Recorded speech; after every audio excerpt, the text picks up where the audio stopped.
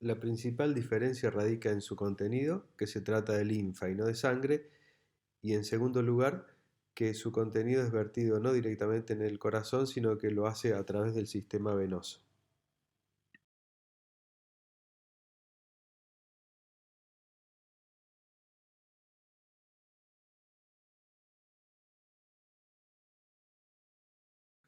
La circulación de la linfa se realiza en forma centrípeta, desde la periferia hacia el corazón, y acompañando casi paralelamente en todo su recorrido al sistema venoso para desembocar definitivamente a nivel de los troncos brachiocefálicos derecho e izquierdo. En este dibujo se busca graficar cómo se realiza esta circulación, desde la periferia hacia el centro y desde la superficie a la profundidad, comenzando por los capilares linfáticos, continuando hacia los colectores pre y posnodales, pasando cada tanto y según el territorio por un ganglio linfático o una cadena de los mismos. Esta circulación unidireccional va a estar dada principalmente por la ayuda de un sistema valvular propio, principalmente, como también de colaboradores indirectos.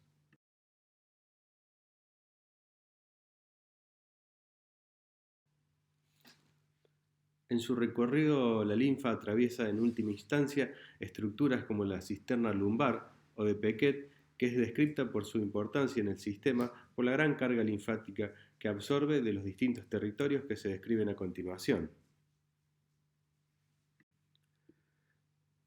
El destino final de la linfa está esquematizado en esta figura, donde muestra claramente los territorios de drenaje de los conductos más importantes del organismo. El más importante, el conducto torácico, es el de mayor calibre del organismo, es el que continúa la cisterna de Pequet. Y por otro lado, su homónimo contralateral es la gran vena linfática o conducto linfático derecho. Aquí está esquematizado claramente y cabe destacar que vierten su contenido a nivel de los troncos venosos yúgulo subclavio izquierdo como derecho respectivamente.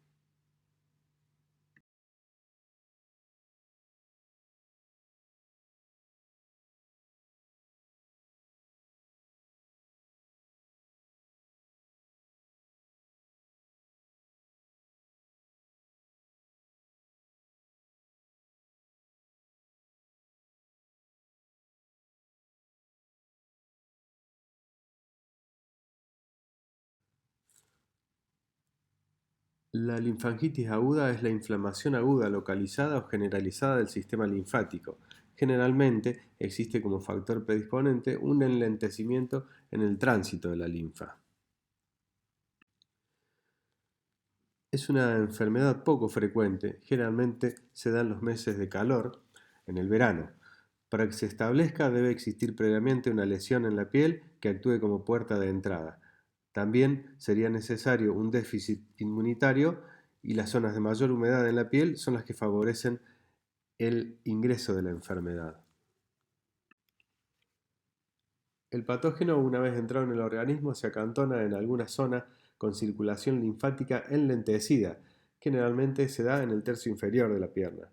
Ahí puede generar distintos cuadros clínicos, como la linfangitis reticular, la linfangitis troncular superficial, la linfangitis troncular profunda. Se suelen observar linfáticos dilatados en forma de cordones rojos y dolorosos, en las linfangitis tronculares superficiales principalmente. Se pueden observar sitios de edema, placas eritematosas de distinta extensión, ampollas serohemáticas, acompañadas a veces de verdadera celulitis y también de impotencia funcional de los miembros. El paciente suele experimentar fiebre alta en picos, mareos, vómitos y compromiso del estado general. Las complicaciones consisten en fístulas linfáticas, el edema residual crónico, linfangitis subagudas y o crónicas, que son aquellas linfangitis que se dan a repetición y que pueden llevar a través del tiempo, en definitiva, a un linfedema. El tratamiento es exclusivamente médico y consiste en antibiótico terapia, corticoides y antiinflamatorios que se dan por vía general. Localmente se puede colocar hielo y, de ser necesario, se hace el drenaje de las colecciones serohemáticas o abscesos. Se suelen colocar penicilinas de depósito para evitar las recidivas. Fundamental es el cuidado de la piel y a veces se realiza la terapéutica antibiótica estacional en los meses de verano. Estas son las consecuencias de la linfangitis aguda a repetición en una misma zona. Generalmente se establecen sobre un edema crónico que periódicamente se va infectando. Aunque también en ausencia de un proceso piógeno, tanto las micosis como las diseminaciones carcinomatosas por vía linfática también la pueden provocar. El tratamiento es médico y consiste en corregir los aspectos inmunológicos de cada paciente. Es muy importante el cuidado de la piel, impidiendo las lesiones que actúan como puerta de entrada. En los casos de edema es necesario realizar procedimientos kinésicos como el drenaje linfático y en algunos pacientes también se hace necesario la antibiótico terapia prolongada. Esto se manifiesta como una fístula externa con drenaje permanente de linfa o como una colección, la llamada linfocele. Es común en las cirugías de varices, deja como secuela edemas distales que pueden durar desde semanas hasta años. El tratamiento es el vendaje compresivo. En el caso del linfocele a tensión, se lo punzará y se lo drenará. Y cuando no se puede solucionar espontáneamente la fístula, es conveniente teñir los linfáticos para su ligadura o anastomosis. Se produce por una herida abierta, una contusión o un aplastamiento. En el caso de las cirugías que se realizan sobre la pleura, el pulmón, el esófago o los grandes vasos del cuello, a veces se puede producir una lesión ya sea en forma total o parcial. Las radiaciones, las quemaduras y las invasiones tumorales también pueden ser causas de lesión de este conducto. Si la herida es abierta, se producirá una fístula externa que variará con los movimientos respiratorios. Y si se trata de una contusión, la lesión que se producirá se llamará quilotórax. El diagnóstico se hará por el antecedente y por la radiografía directa de tórax. La confirmación se hará a través de la toracocentesis. Cuando se trate de heridas quirúrgicas sin pérdida de sustancia o tejido, las anastomosis, ya sea término terminal, sería lo ideal. Si no, la ligadura y la circulación colateral derivará la linfa.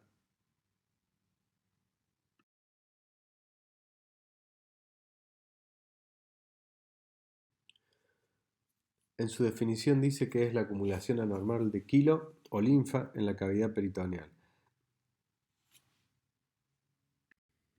Las causas que la pueden provocar son numerosas y pueden ir desde la lesión de la cisterna de Pequet o del conducto torácico a nivel abdominal. Puede estar dado por una obstrucción extensa de los linfáticos a nivel retroperitoneal, dado por tumores, infecciones, fibrosis, radioterapia, por malformaciones congénitas y también puede estar dado por diferentes afecciones de tipo general, como pueden ser la insuficiencia cardíaca, la enfermedad celíaca, el síndrome nefrítico, la pancreatitis aguda y la cirrosis.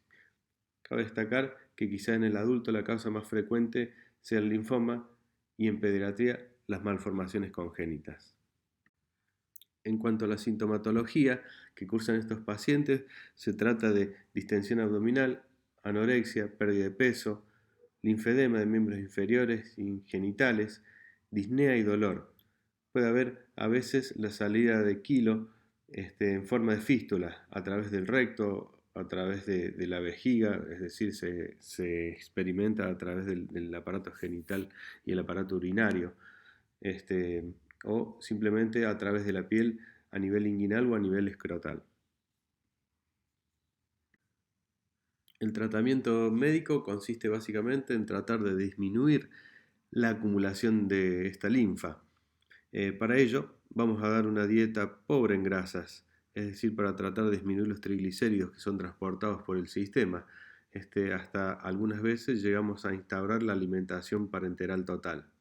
La cirugía está indicada cuando la ascitis puede resolverse mediante la reparación o ligadura del vaso linfático o cuando es posible eliminar la causa, como por ejemplo en los casos en que se trata de tumores retroperitoneales o tumores intraabdominales que están comprometiendo al sistema. El linfedema es el edema que reconoce como causa una falla ya sea tanto estructural o funcional de la vía linfática o de los ganglios linfáticos. Por otro lado, podemos decir que es la hinchazón de los tejidos blandos que resulta como consecuencia de la acumulación del líquido intersticial rico en proteínas, causado por la falencia en la circulación del flujo linfático. En cuanto a la epidemiología, es muy importante destacar que está en íntima relación con la patología tumoral y la patología infecciosa. Cuando el sistema no está en condiciones de devolver a la circulación el filtrado intersticial, se establece el edema linfostático. Inmediatamente se ponen en marcha los sistemas compensadores tratando de arreglar dichas fallas a través de aumento de la circulación colateral, fístulas internas y mayor actividad del sistema macrofágico. Establecido el edema, es necesario identificar el tipo de insuficiencia que se nos presenta. Por un lado, podemos tener una insuficiencia mecánica, en donde el sistema no está en condiciones de devolver una carga linfática normal. Esto se da principalmente en los casos de aplasia e hipoplasia. La insuficiencia también puede ser dinámica, en donde la carga está muy aumentada, excediendo la capacidad de transporte del sistema con un sistema anatómicamente normal. Por ejemplo, en los casos de hipoproteinemia, en las insuficiencias cardíacas o en las insuficiencias venosas. Y por último, se da una entidad muy particular que se da por la insuficiencia de las válvulas propias del sistema. Debemos determinar el momento exacto de aparición de la enfermedad y su posible relación con algún agente etiológico, ya sea una cirugía, un traumatismo, una infección.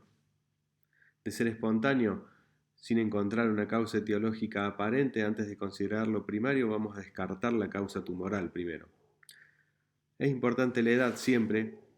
Si se da en la pubertad y más siendo de sexo femenino, vamos a investigar acerca de antecedentes familiares similares, pensando en un linfedema de origen hereditario. Es importante a esta edad la uniobilateralidad. Generalmente en los linfedemas bilaterales la causa está dada por un origen más general, en donde puede estar dado por un síndrome de mala absorción, una hipoproteinemia o algo de origen nefrológico. Cuando es unilateral a esta edad, siempre vamos a tener que investigar acerca de malformaciones asociadas, como pueden ser malformaciones a nivel arteriovenoso, como puede ser el pie cabo, la luxación congénita de cadera y asociado a otros tipos también de malformaciones congénitas. En cuanto a la clínica, el linfedema no complicado en general es asintomático, exceptuando por las molestias que se van a producir a nivel de la distensión de la piel o el aumento del peso del miembro con el correr de la enfermedad progresiva. En un primer momento, en una primera etapa, el edema será depresible, dejando signo de Godet, y progresivamente se producirá la fibroesclerosis, el edema será reemplazado por fibroedema, lo cual va llevando a la paquidermitis, a la famosa piel de naranja o piel de elefante o elefantiasis. En este caso, ya el edema se trata de un edema duro que no deja signo de Godet.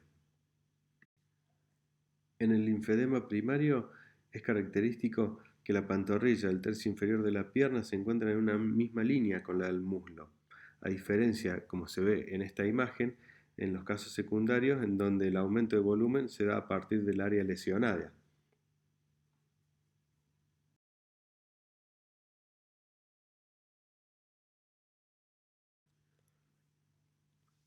En cuanto al linfedema de miembros superiores, podemos decir que en cuanto a la etiología, los primarios son excepcionales en relación a los secundarios, porque acá entra a tener un papel fundamental la patología tumoral como causa etiológica, principalmente lo que es el cáncer de mama. Su terapia, tanto sea radiante como la exéresis ganglionar axilar quirúrgica, son los factores etiológicos más importantes en la génesis del linfedema. También la radiación, la fibrosis y las infecciones sobreagregadas, principalmente teniendo en cuenta a los pacientes con obesidad, son también factores muy importantes que impiden la neoformación linfática. El linfedema puede comprometer a todo el brazo o solo por sectores y sería de peor pronóstico cuando compromete a la mano.